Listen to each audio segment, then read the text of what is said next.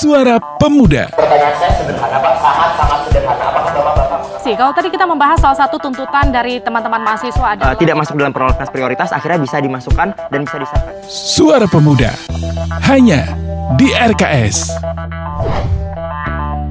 Assalamualaikum warahmatullahi wabarakatuh. Mitra RKS, apa kabar? Kembali lagi bersama saya Reza Rivaldi di podcast Suara Pemuda, ruang edukasi pemilih pemula. Seperti biasa di podcast Suara Pemuda, kami akan menghadirkan bintang tamu yang sangat tentunya mengedukasi pemilih pemula dan juga mengedukasi pemirsa dimanapun Anda berada terkait dengan pemilihan umum. Dan pada episode kali ini telah hadir bersama kita semua beliau Bapak Muhammad Aulia Asyahidin sebagai ketua KPID Jawa Tengah ya, yang sudah bersama kita di sini. Nanti kita bakal ngobrol-ngobrol seputar bagaimana peran KPID ini dalam mengawasi pemilihan umum tahun 2024 berkaitan dengan bagaimana penyebaran berita, kemudian penyiaran dan iklan-iklan yang ada di media khususnya di Jawa Tengah. Kurang lebih seperti itu Pak Nge? Iya, betul. Gimana kabarnya Pak hari ini Pak? Sehat? Alhamdulillah. Ya. Ini dari mana berarti perjalanan Dari mana, Pak? Semarang langsung kemari. Kemarin dari Semarang. Dari Semarang langsung kemari. Oh, ya, dari Semarang langsung kemari ya, guys. Saya dengarnya sih. kemarin. Berarti untuk KPID sendiri itu untuk turut serta dalam menyukseskan pemilu itu seperti apa Pak? Ya, sebagai lembaga ya, kita itu memang mempunyai peran yang krusial terutama dalam kaitannya untuk pemilu dan pilkada. Karena itu kita bekerja sama membentuk gugus tugas dengan Bawaslu dan juga dengan KPU sesuai masing-masing tupoksinya. Kalau KPU kan penyelenggara, Iya. kalau Bawaslu pengawas secara keseluruhan. Nah, KPID ini khusus untuk bidangnya yaitu lembaga penyiaran. Ya, jadi lembaga penyiaran itu berarti televisi dan radio, baik itu yang berlangganan ataupun yang terestrial ya, untuk yang televisi. Sementara Bawaslu tentu media lainnya, misalnya internet dan juga media massa cetak, koran, majalah dan online begitu. Jadi kita fokus di lembaga penyiaran. Nah, disitulah kita memantau, membantu menciptakan iklim persaingan pemilu ataupun nanti pilkada yang sehat, yang berimbang, yang adil untuk tujuan pemilu yang lebih baik. Oke, berarti bersama Bawaslu, KPU, kemudian KPID dan juga Dewan Pers juga dilibatkan dalam gugus tugas itu ya Pak? Kalau di kita kan tidak ada Dewan Pers ya. Okay. Di Jawa Tengah nggak ada. Dewan Pers itu di pusat. Oh, Dewan Pers itu berarti cuma pusat ya? Iya, kita tidak. Untuk aturan-aturan iklan Pak, terkait aturan-aturan iklan berarti kan sudah berlaku. Ini iklan umum atau iklan pemilu? pemilu? Yang pemilu Pak, iklan yang pemilu. Ya. Kan berarti sudah iklan kampanye itu kan sudah dimulai tanggal 21 Januari kemarin ya, sampai tanggal 10 Februari. Kira-kira rambu-rambu atau garis besarnya itu seperti apa Pak? Sama ya, sama. Jadi iklan itu prinsipnya satu, ditayangkan di waktu yang memang ditentukan, yaitu 21 sampai 10. Yang kedua, berlaku asas keadilan. Ya. Jadi jangan sampai sebuah lembaga penyiaran itu hanya menayangkan iklan di satu peserta pemilu. Iya. Tidak memberi ruang yang sama kepada peserta pemilu lainnya. Itu di iklan. Bukan hanya iklan yang kita awasi, termasuk juga pemberitaan. Jangan sampai satu lembaga penyiaran hanya memberitakan secara dominan salah satu peserta pemilu. Gitu. Makanya harus adil ya. Prinsipnya adil dan berimbang. Yang adil itu secara waktu. Kalau memang satu lembaga, satu kontestan pemilu itu disiarkan dalam waktu 1 menit, gitu, maka yang lain juga harus 1 menit. Gitu. Kalau capresnya kan ada 3 capres nih, masing-masing harus 1 menit. Jangan sampai yang satunya 10 menit, satunya 1 menit. Nah itu bisa kita bilang ini tidak netral, tidak berimbang. Begitu. Yang kedua, secara tone itu nada. Gitu ya. Jangan sampai satu kontestan tone-nya itu negatif ditayangin. Sementara yang satu sangat positif semua, nggak boleh. Jadi kita pantau itu, tone-nya kita pantau, waktunya kita pantau, kontennya juga kita pantau gitu. Jadi itu semuanya. Pemberitaan iya, iklan iya, begitu. Bahkan termasuk talk show ya, program acara itu juga kita pantau. Apakah adil, berimbang, tidak menyesatkan, tidak memaksa, tidak satu warna. Itu kita pantau semua. Iya.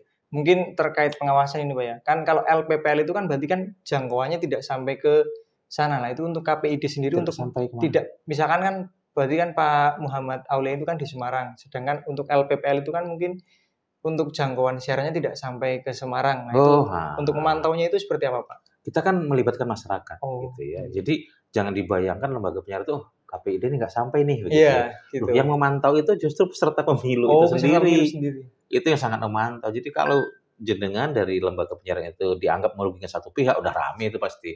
Mereka akan calling kita, ini gimana nih kok lembaga penyiaran ini kok hanya melayani satu peserta, hanya mempromosikan ini, hanya beriklan ini, kami tidak diberi ruang. Nah, jadi dengan demikian, ini situasi yang semuanya pasti terpantau. Iya. Ya, tidak ada, bahkan ada yang curang-curang aja kepantau sekarang. Medsos luar biasa. Makanya kita bilang ke teman-teman lembaga penyiaran, hati-hati, patuhi regulasi, tertib diri, netral, tidak partisan, insya Allah semua aman-aman saja. Iya. Mungkin ini buat masyarakat Pak sekaligus. Kalau misalkan menemukan konten-konten atau iklan atau pemberitaan yang mungkin ternyata menyudutkan salah satu paslon atau peserta pemilu itu berarti lapornya kemana Pak? Ya ke KPID. Lewatnya? Ada di web kita itu ada lewat web bisa, Twitter bisa, Instagram bisa, WA bisa, semuanya ada. Gitu ya. Jadi yang paling familiar masyarakat bisa call langsung bisa nelpon bisa WA bisa Instagram bisa, Twitter ada. Semua jalur kita buka. Kalau mau datang langsung juga bisa. Wah, datang langsung Pak. Nah, ya nggak apa-apa. Butuh biaya kalau ke sana. Kalau di Semarang kan banyak yang bisa datang langsung ya. Dekat. Oh iya kalau Semarang, kalau Pekalongan kan mungkin harus butuh biaya dan waktu Pak. Gitu. Demi Indonesia. Iya betul sekali. Nah kalau misalkan ini Pak, mungkin Instagramnya KPID itu sendiri apa namanya Pak? KPID Jawa Tengah. KPID Jawa Tengah. Untuk Twitter juga sama. Sama. Kalau WhatsApp mungkin Pak? WhatsApp ada nomornya, nanti kita ini kan ya. Nanti share di bawah ini ya Mitra RKS ya. Siap. Ini WhatsApp-nya langsung bisa di WhatsApp ke kita, baik itu pengaduan maupun pujian. Boleh. Pujian boleh Pak? Oh iya boleh. Nggak jadi terbang tinggi gitu? Memuji kerja KPID. Siap. Jadi tidak hanya pelaporan aja untuk WhatsApp, bisa pujian juga bisa pelaporan. Bisa permintaan untuk literasi, nggak ada persoalan. Oh iya ya, misalkan sebagai narasumber gitu ya Iya, Pak? atau mengundang KPID kemana, bisa lewat WhatsApp itu, nggak ada. Nah, untuk sejauh ini apakah sudah ada yang melapor terkait mungkin belum waktunya kampanye iklan tapi sudah belum kebetulan. Sampai saat ini belum ya Pak? Lembaga Penyiaran Jawa Tengah itu kalau mau nayangin itu bahkan konsultasi kita. Mas Ketua, ini layak tidak, ini aman tidak, ini melanggar tidak. Jadi kita langsung rapat, kita delegasikan ke teman-teman pemantauan. Aman Pak, aman kita kirim. Aman, lanjut. Aman. Jadi semuanya terkoordinasi. Ini membuat kita akhirnya nyaman sekali ya. Kalau yang sampai tanggal 21 ini sampai baru 1 hari ya, kita belum tahu. Belum Tapi tahu ya Pak. saya kira aman lah ya, rambu-rambu cukup diawasi. Untuk Jawa Tengah masih aman ya Pak? Aman lah ya. Nah mungkin karena waktu kita pada hari ini juga singkat, mungkin Bapak Aulia juga mau melanjutkan ke perjalanannya ke tempat lain, mungkin bisa kasih pesan Pak ke Mitra RKS yang saat ini sedang menyaksikan channel YouTube RKS TV di podcast Suara Pemuda, supaya nanti pada saat pemberitaan ataupun membuat iklan-iklan kampanye itu bisa sesuai dengan aturan gitu Pak.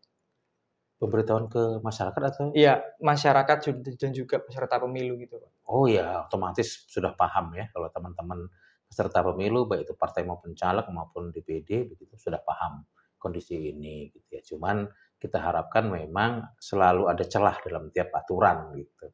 Tapi apapun kita yakin sangat percaya peserta pemilu kali ini terutama di Jawa Tengah akan menciptakan kondisi yang kondusif ya, akan menyehatkan karena tujuannya pasti baik untuk masa depan Indonesia yang lebih baik. Kami sangat yakin, sangat berharap untuk kali ini KPID Jawa Tengah tidak harus menjatuhkan sanksi kepada lembaga penyiaran karena kami percaya semuanya tertib aturan dan menjunjung tinggi kohesivitas bangsa ini untuk pemilu kali ini.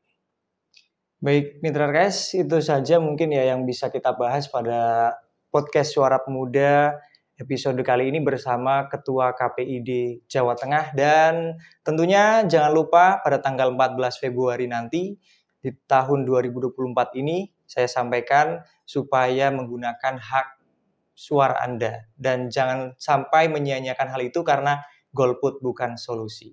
Mari kita gunakan hak suara kita dan jangan lupa tonton podcast Suara Pemuda, Ruang Edukasi Pemilih Pemula. Wassalamualaikum warahmatullahi wabarakatuh.